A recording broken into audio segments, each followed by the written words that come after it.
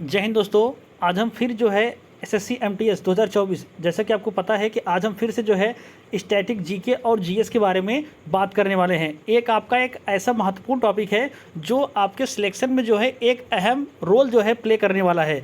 तो आज हम इसी टॉपिक में जो है कुछ ऐसे महत्वपूर्ण प्रश्नों को लेकर आए हुए हैं आपके बीच, जो कि आपके प्रीवियस ईयर हुए एसएससी एमटीएस के एग्जामों का निचोड़ आप कह सकते हैं, और बेहद ही इंपॉर्टेंट प्रश्नों का संग्रह आपके बीच हम लेके आए हुए हैं।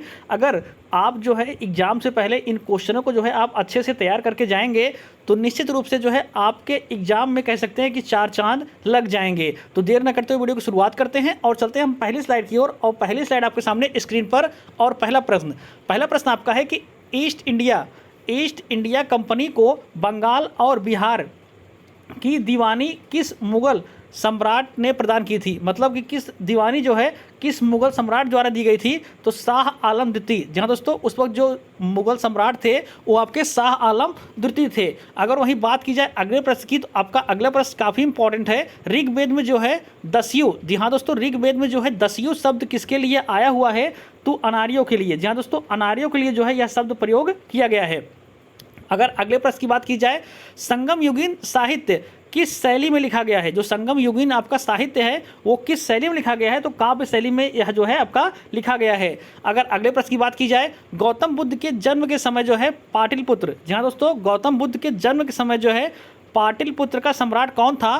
तो बिंबिसार। जहाँ दोस्तों बिंबिसार जो है उस वक्त जो है पाटलिपुत्र का जो है सम्राट था। तो ये सब ऐसे महत्वपूर्ण प्रश्न हैं जो कि आपके आने वाले एसएससी एमटीएस के अगर एग्जाम के लिहाज से देखा जाए तो बेहद ही इंपॉर्टेंट होने वाला है। तो चलते हैं हम अगली स्लाइड की ओर। और अगली स्लाइड आपके सामने स्क्रीन पर ये रही।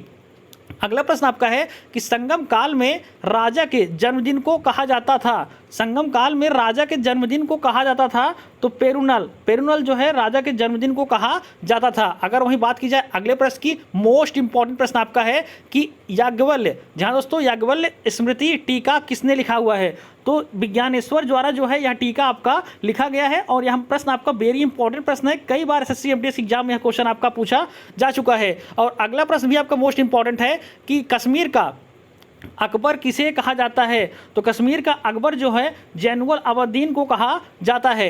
अगर अगले प्रश्न की बात की जाए, बाबर की आत्मकथा तुजुक ए बाबरी, जहाँ दोस्तों तुजुक ए बाबरी को जो है किस भाषा में लिखा गया है। तो तुर्की भाषा में जो है यह आत्मकथा जो है लिखी गई है। तो इस स्लाइड के सारे क्वेश्चन आप एक तरीके से कह सकते हैं वेरी इंपॉर्टेंट क्वेश्चन है। आपसे रिक्वेस्ट है कि आप इन सब क्वेश्चंस को अच्छे से तैयार करके जाएं, और ऐसे प्रश्न आपके एग्जाम में जो है बार बार पूछे जा रहे हैं। अब चलते हैं हम अगली स्लाइड की ओर। और अगली स्लाइड आपके सामने स्क्रीन पर मोस्ट इंपॉर्टेंट स्लाइड यह भी आपकी है कि बौद्ध धर्म ग्रहण करने वाली पहली, जहाँ दोस्तों पहली महिला कौन थी आपकी।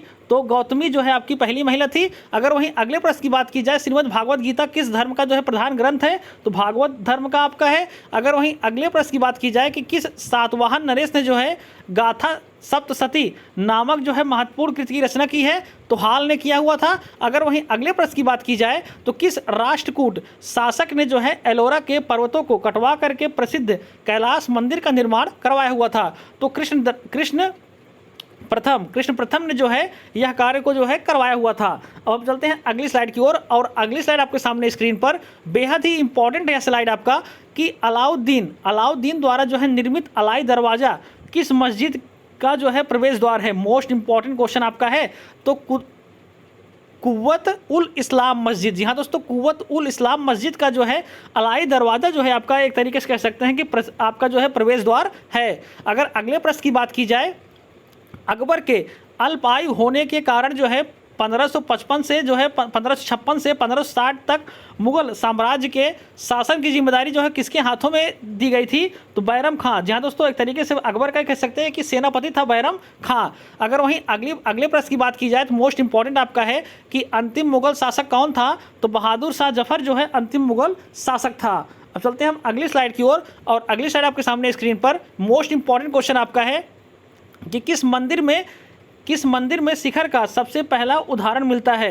किस मंदिर में जो है शिखर का सबसे पहला उदाहरण मिलता है। तो देवगढ़ का दशावतार मंदिर, जी हाँ दोस्तों, देवगढ़ का दशावतार मंदिर यह है कहाँ पे।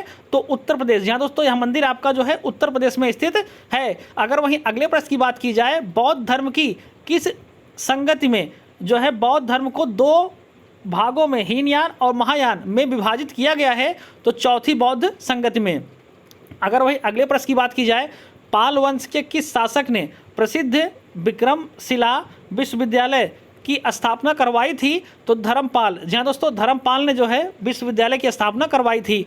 अगर वहीं अगले प्रश्न की बात की जाए, गुप्त वंश का कौन सा शासक देवराज एवं देवगुप्त, जी हाँ दोस्तों, देवराज तथा देवगुप्त के नाम से भी जाना जाता है? तो चंद्रगुप्त। जी हाँ दोस्तों, चंद्रगुप्त द्वितीय को जो है देवराज और देवगुप्त के नाम से जाना जाता है। यह प्रश्न भी आपका मोस्ट इंपॉर्टेंट है, कई बार यह प्रश्न आपका परीक्षाओं में पूछा जा चुका है। तो जी हाँ दोस्तों, अभी तक जो है हम डे 1, डे 2 और डे 3 तक का जो है एसएससी एमटीएस प्रीवियस ईयर के क्वेश्चंस को हम जो है आपके बीच ला चुके हैं। और ऐसे ही अगर आप चैनल पे बने रहेंगे तो हम ऐसे भी आगे प्रश्नों को आपके बीच लाते रहेंगे। और आपसे रिक्वेस्ट है कि अगर आप लोग जो है इन प्रश्नों को तैयार करके एग्जाम में जाएंगे तो निश्चित रूप से आप जो है जीके के अच्छे से प्रश्नों को हल कर पाएंगे और अपने सिलेक्शन को जो है सुनिश्चित कर पाएंगे।